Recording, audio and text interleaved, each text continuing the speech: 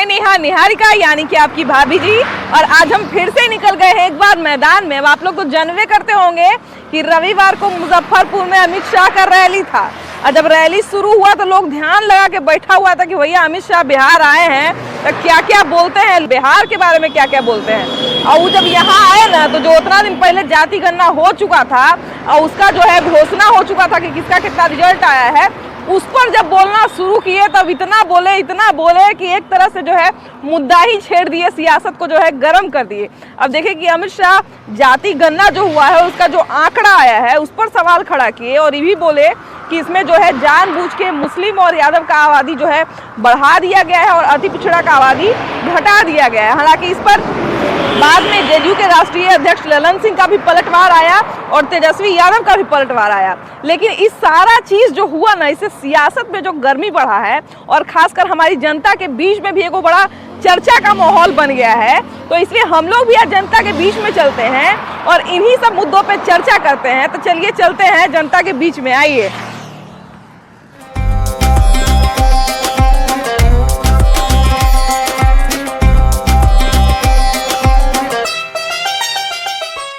तो रविवार को देखिए मुजफ्फरपुर में अमित शाह की रैली से जो चर्चा शुरू हुई थी अब वो पूरे जन में फैला हुआ है। और अभी देखिए कि हम लोग मुजफ्फरपुर के सरैया टावर के पास खड़े हैं और यहाँ पे लगभग हर तरह के लोग आते हैं, हर जगह से लोग आते हैं। जाति गणना का सच्चाई अमित शाह कुछ और बता रहे हैं और यहाँ बिहार में लालू नीतीश ये लोग कुछ और बता रहे हैं। क्या सच्चाई है? अमित शाह जी जो बोलते हैं तो यहाँ आम में जाति जनगणना होना बहुत बड़ा जरूरी था। जो आपको 1931 में हुआ था उसके बाद नहीं हो पाई थी। जो नीतीश कुमार और तेजस्वी यादव की जोड़ी जो है एक कमाल कर रही है। और बताई बिहार की जनता ही नहीं पूरे देश की जनता इनको बधाई देना चाहिए। जिसकी जितनी आवाज़ है उसकी इतनी भागीदारी। लेकिन क्यों अमित शाह जी को ये लग रहा है कि जाति जनगणना गलत है? अच्छा, अभी जैसा आपने कहा कि जिसकी जितनी आबादी उसकी उतनी भागीदारी है ना, और यही लाइन जो है बार बार यहाँ बिहार में जो सत्ता पक्ष के लोग हैं वो लोग भी बोलते हैं। अब अमित शाह का कल एक ये कटाक्ष आया था कि अगर जिसकी जितनी आबादी उतनी भागीदारी की बात है तो क्या लालू यादव, नीतीश कुमार या तेजस्वी यादव जो है किसी अति पिछड़ा को मुख्यमंत्री बनाएंगे? बिल्कुल समय आने पर निश्चित बनाएंगे। जो जनता मुख्यमंत्री विधायक तय करती है, जनता जनमत देती है और जनता के चुनी हुई सरकार ही मुख्यमंत्री बनते हैं। अब कल देखिए कि कल जो चर्चा शुरू हुआ था और रविवार को जो अमित शाह ने अपने रैली के दौरान, अपने भाषण के दौरान जो बोला था, कहीं ना कहीं उसको लेके विपक्ष का भी पलटवार आ रहा है।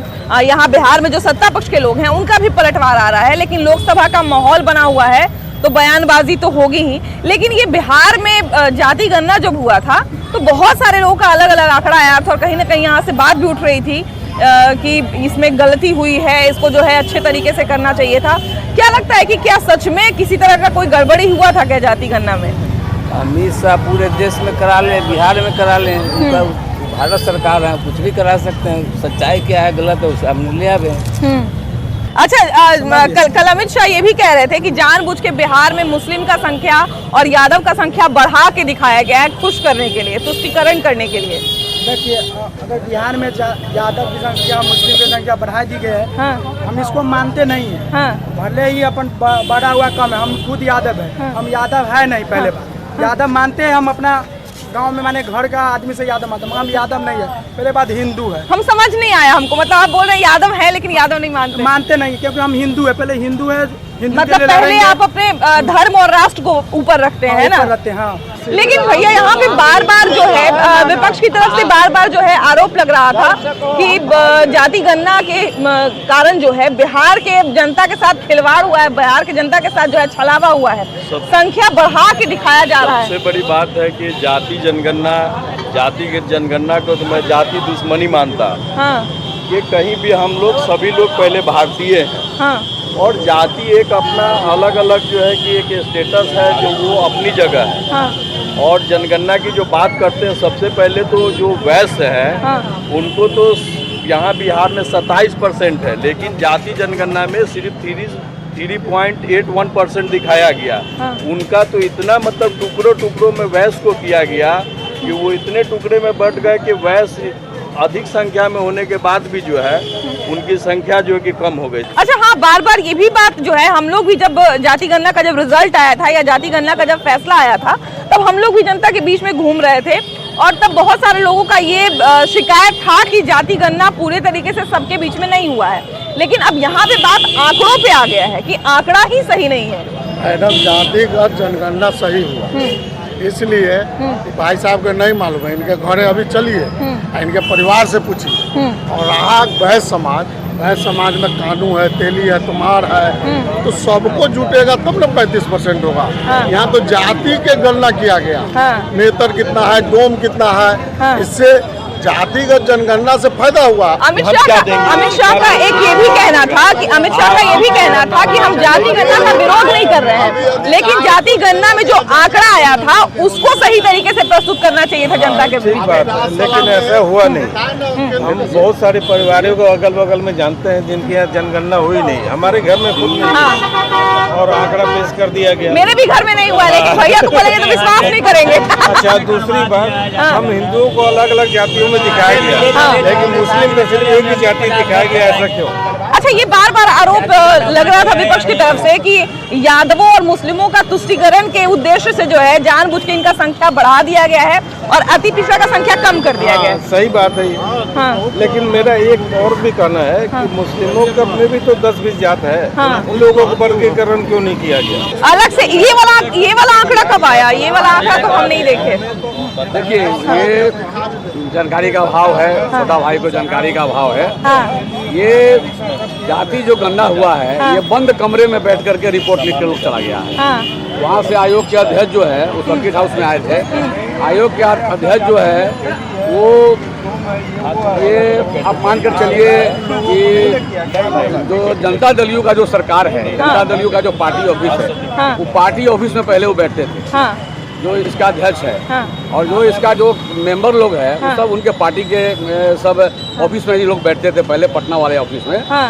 तो ये रातों रात कोर्ट के डर से, जैसे कि कोर्ट कहीं इसको जाति गणना पर रोक न लगा दे, तो रातों रात कोर्ट के डर से इन्होंने रातों रात आयोग बना दिया, अध्यक्ष बना दिया, मेंबर बना दिया। और वो उसके द्वारा अपने हिसाब से जो पहले से ये लिख कर रखा गया था कि इस जाति का इतना, सरकार के द्वारा वो कागज उसके पास चला गया। और वो आयोग के जो अध्यक्ष थे और बाकी मेंबर थे वो सब उस पर केवल साइन कर दिया। अच्छा, कल ललन सिंह का भी जो है पलटवार आया था कल कि इनको ये बार बार जो कह रहे हैं, क्योंकि बीजेपी की तरफ से भी कहा गया कि जाति गणना का हम विरोध नहीं कर रहे हैं, लेकिन इसमें आंकड़ा सही देना चाहिए था। तो ललन सिंह का कहना है कि वो लोग तो विरोध कर रहा था, हम लोग इसको करवाए हैं।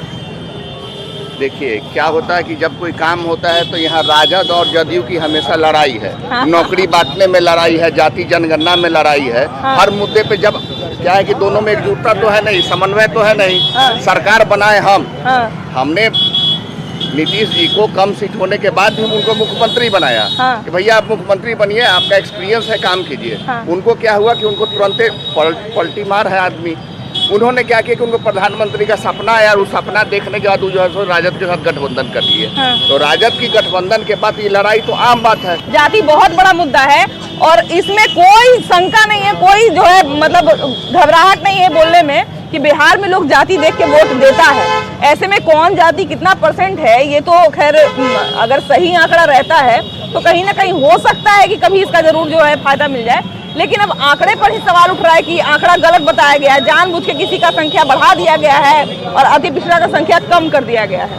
और ये जाति जनगणना से युवाओं को जाति जनगणना से ही समझना है। इसमें शिक्षा की बात होनी चाहिए, हॉस्पिटल की बात होनी चाहिए, चिकित्सा की बात होनी चाहिए, रोजगार की बात होनी चाहिए। ये जाति जनगणना होता क्या है? अच्छा, सरकार का पैसा वेस्टेड, सरकार का पैसा वेस्ट हो रहा है। बिहार में इतना सारा जरूरत है ना, और कहीं ना कहीं सरकार ने कहा कि हम लोग सबके हक अधिकार के लिए जो है कानून बनाएंगे, सबके लिए कुछ ना कुछ लेके आएंगे। लेकिन उससे पहले हम लोग अगर सबको पता चल जाता है कि किसका कितना आबादी है, किसका कितना जाति है, तो हमारे लिए आसान रहेगा योजना बनाना। क्या लगता है कि अब आसान हो गया? देखिए, ना आसान था ना आसान होगा। ये सब जो है वोट का राजनीतिक है। असल बात में जो बिहार सरकार का कार्य योजना जो बनता है और केंद्र सरकार का कार्य योजना बनता है, उसमें 60% अनुसूचित जाति पिछड़ा समाज के शिक्षा और रोजगार के लिए बनता है, बिल्कुल बिल्कुल और बेहतर स्वास्थ्य के लिए बनता है। हाँ। न कि यह जाति आधारित जनगणना करके हम अपना जो है न वोट बैलेंस कर ले। बार बार ये कहा जा रहा था, तो क्या किसी अति पिछड़ा को यहाँ पे मौका मिलेगा? बिहार में किसी अति पिछड़ा को मुख्यमंत्री बनाया जाएगा?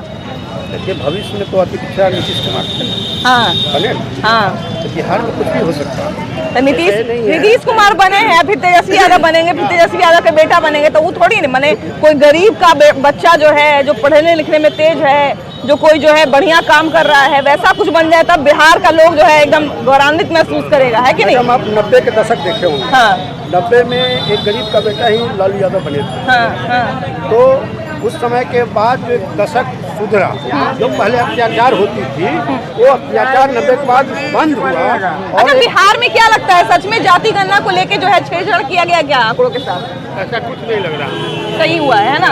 सब आंकड़ा सही है ना? हाँ, बिल्कुल सही है। अब देखिए कि रविवार को जो है बार बार जाति गणना को लेके जो है कटाक्ष कर रहे थे, बार बार अमित शाह जो है इसके बारे में बोल रहे थे कि आंकड़ों के साथ छेड़छाड़ किया गया है, बार बार एक शब्द बोल रहे थे पलटू राम। लेकिन खैर सबसे बड़ी बात है कि जब इतने बड़े स्तर के नेता जो है गृह मंत्री होते हुए अगर कहीं रैली करते हैं तो उसमें जो है एक एक बार चर्चा का विषय बन जाता है। लेकिन फिलहाल हम लोग बात कर रहे हैं कि जाति गणना के आंकड़ों में सच में छलावा हुआ है कि नहीं हुआ है। तो चलिए हम लोग आगे बढ़ते हैं और लोगों से बात करते हैं और थोड़ा उनसे और जानते हैं कि सच में इसमें आंकड़ों में छेड़छाड़ किया गया है या आंकड़े सच हैं। आइए, अब देखिए घूमते घूमते मुजफ्फरपुर में हम लोग पहुंच गए हैं। मुजफ्फरपुर का जिसको हृदय कहा जाता है, छोटी कल्याणी में, और यहाँ पे भी हमारे साथ बहुत सारे लोग हैं और इनसे भी जरा बात किया जाए कि कल अमित शाह एक बहुत बड़ा, एक तरह से कहा जाए कि आरोप लगा के गए हैं या एजेंडा सेट करके गए हैं 2024 लोकसभा इलेक्शन का, कि जानबूझ के ये जो मौजूदा सरकार है बिहार में,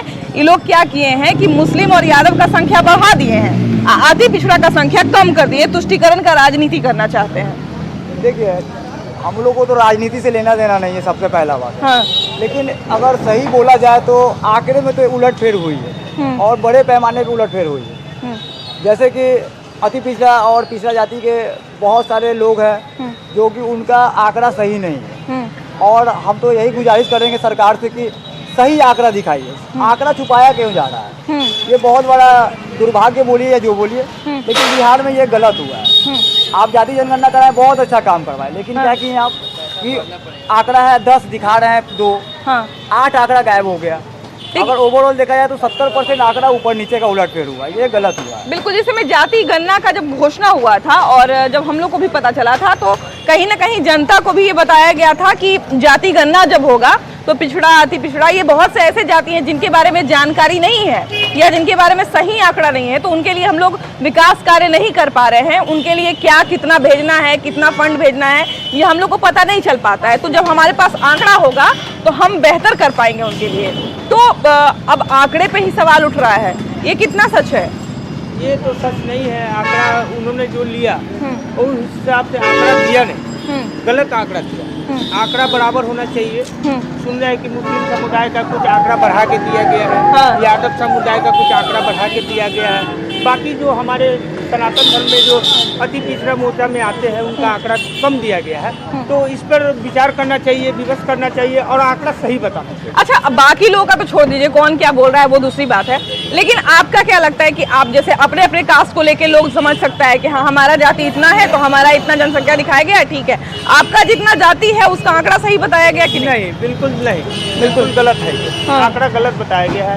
एक्यूरेट बताना चाहिए, जो भी काम होना चाहिए एक्यूरेट बताना चाहिए। और जाति जनगणना में हमेशा मैं यही कोशिश करता रहूँगा कि जो भी बात हो वो सही हो, गलत ना हो, कम नहीं बताया जाए, जो भी बात बताया जाए एक्यूरेट बताया जाए। देखिए, बिहार में जब जाति गणना का जब घोषणा हुआ था तो बहुत लोग इसी पे सवाल खड़ा कर दिए थे कि जाति गणना होना नहीं चाहिए या होना चाहिए, लेकिन खैर जैसे तैसे जाति गणना 2 भाग में हो गया। एक बार पहले हुआ, उस पर रोक लगा और फिर वापस शुरू हुआ है ना, और फिर से हुआ, तो 2 भाग में जाति गणना हुआ, तो कहीं ना कहीं समय भी तो ज्यादा मिला। तो जाति गणना में फिर कैसे एक सवाल खड़ा किया जा रहा है कि जाति गणना का रिपोर्ट गड़बड़ दिया गया है? तो हुई है, हुआ, सरकार से हुई है। अब क्या है नहीं है, फंडा उनको पता है, हमें तो मालूम नहीं है। हाँ। लेकिन यहाँ पे देखिए कि बिहार में बहुत तरह के मुद्दे पे हम लोग चर्चा करते हैं, लेकिन बिहार में भैया जाति बहुत बड़ा मुद्दा तो है, इससे इनकार नहीं किया जा सकता है ना। जाति के नाम पे लोग वोट देता भी है और लेता भी है, लेकिन यहाँ पे जातीय पे सवाल अमित शाह कल खड़ा करके चले गए कि जाति गणना में आंकड़ा के साथ छेड़छाड़ किया गया है, अन्याय हुआ है। अगर मान के चलिए बिहार में अगर जातीय जनगणना हो गया तो ये बहुत बड़ा अपराध हो गया, बहुत बड़ा अपराध हो गया ना। अरे जातीय जनगणना तो पूरे देश में होनी चाहिए, ताकि जो ये निचोड़ निकल सके कि कितनी किसकी जो है हिस्सेदारी है, उसी के हिसाब से भागीदारी होनी चाहिए। अगर अमित शाह बोल दिए तो अमित शाह जी के हाथ में तो है ना कि पूरे देश का जो है जातीय जनगणना होनी चाहिए। मान के चलिए जिस तरीके से वो बोल रहे हैं कि यादव की संख्या बढ़ा दिया गया, मुसलमान की संख्या बढ़ा दिया गया, तो आप कराइए ना, पूरे देश आपके हाथ में है। आप पूरे देश की जातीय जनगणना करा दीजिए, आपके पास निचोड़ चला आएगा जो है, समझिए। अच्छा भैया, आपने शुरू में ही बोला कि जिसकी जितनी आबादी उतनी भागीदारी है ना, तो कल इसमें भी अमित शाह ने कहा है कि अगर मान लिया जाए कि उनको ऐसा लगता है कि जिसकी जितनी आबादी उतनी भागीदारी उन लोग का ही कहना है, तो क्या किसी अति पिछड़ा को नीतीश कुमार छोड़ के, तेजस्वी यादव छोड़ के किसी अति पिछड़ा को मुख्यमंत्री बनाएंगे? देखिए क्यों नहीं बनाया जाएगा, आप जो समझ रही है बिहार का विकास हो रहा है, और आने वाले समय में जिस तरीके से जिसकी जितनी संख्या होगा उसके हिसाब से जो है, समझिए आप कह रहे हैं कि मुख्यमंत्री बनाने का या उप मुख्यमंत्री बनाने, जरूर बनेंगे। जो है अमित शाह जो कह रहे हैं, तो अमित शाह जो समझिए पूरे देश की जातीय जनगणना करा देना, इसमें जो है दूध का दूध और पानी का पानी हो जाएगा। जो घरे घर का मैगी है, इसमें जनता का पैसा लगता है, कोनो अमित शाह के जेब से या तो बोल रहे हैं ना कि यहाँ जो छेड़छाड़ हुआ, क्या छेड़छाड़?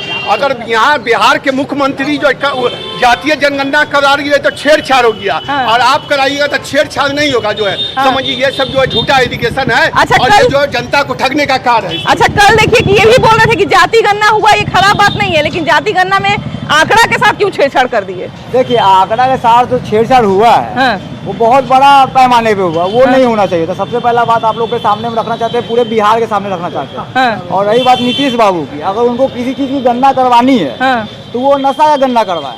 वो जो है देश में जो हो रहा है तो हो ही रहा है, लेकिन वो सुलोसन फूकता है, वो जो है प्लास्टिक में पीता है, आज आप रात के 2 बजे घूमिए शहर में, आपको छोटा छोटा बच्चा 10 साल का 12 साल का बच्चा आपको सुलेसन फूकता हुआ नजर आएगा। स्कूल के बच्चा को देखिएगा बैग में व्हाइटनर लेके चलता है, गली में खड़े होकर के रुमाल से सूंघता रहता है। बताइए, उनका जनगणना करवाइए ना।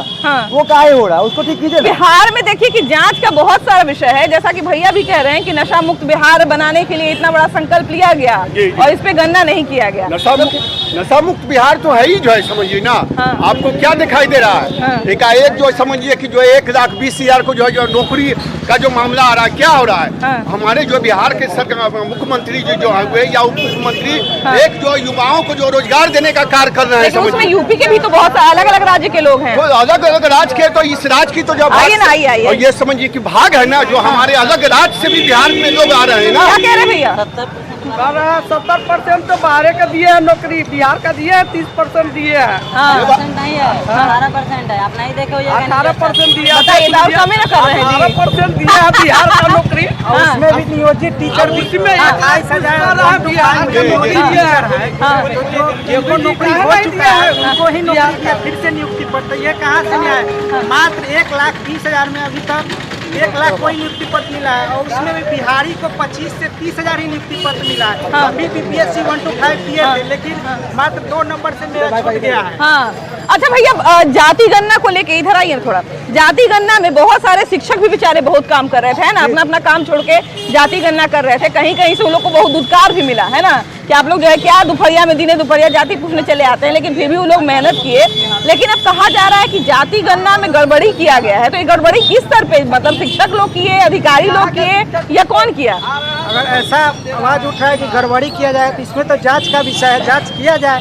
केंद्र सरकार अगर कह रही है, माननीय अमित शाह गृह मंत्री है, वो करवा सकते हैं, अपना स्पेशल टीम गठित करके जांच करवा सकते हैं।